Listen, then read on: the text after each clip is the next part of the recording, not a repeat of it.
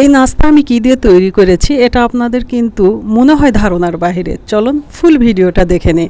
এখানে আমি আলু ছিলে গ্রেট করে নিচ্ছি এবং গাজরও গ্রেট করে নিচ্ছি, যেটা চিকন একদম সেটা দিয়ে। তারপর পানিটা চিপিয়ে ফেলে দিব।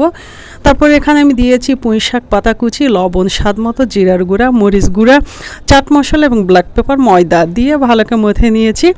মথে নেবার পর আসলে সকালে নাস্তা করার পর একটা রুটি আমার ছিল, সেই রুটিটা আর কি কাজে লাগালাম। তারপর রুটির উপর এভাবে আমি বিছিয়ে দিব, দেওয়ার পর মুখে আর কি ময়দা গুলিয়ে লাগিয়ে দিব যেন খুলে না যায়। তারপর এরকম গোল করে আমি চাকু দিয়ে কেটে নিব। চাকুর একটু ধারটা কম, তাই হয়তো এরকম হচ্ছে, কোনো ব্যাপার না। তারপর যে ফাঁকা অংশ থাকবে সেটা আমি সুন্দরকে আবার দিয়ে মিলিয়ে নিচ্ছি, অর্থাৎ সমান করে নিচ্ছি।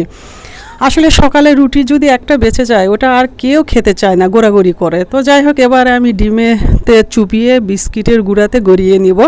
নেবার পর এটা আমি ডুবো তেলে ভেজে নিব। আর ডুবো তেলে দেওয়ার আগে আমি আবার পুনরায় ডিমের লালার ভিতর চুবিয়ে নিয়ে তেলে দিব। দেওয়ার পর যখন ব্রাউন কালার হয়ে আসবে ঠিক সেই পর্যায়ে উঠিয়ে নেব। বিশ্বাস করুন, এই নাস্তাটা যে এত মজার ছিল, মনে হচ্ছিল ওরা যখন নাস্তা খাচ্ছিল মনে হচ্ছিল যে রুটি খাবি না, বেঁচে যাওয়া খা।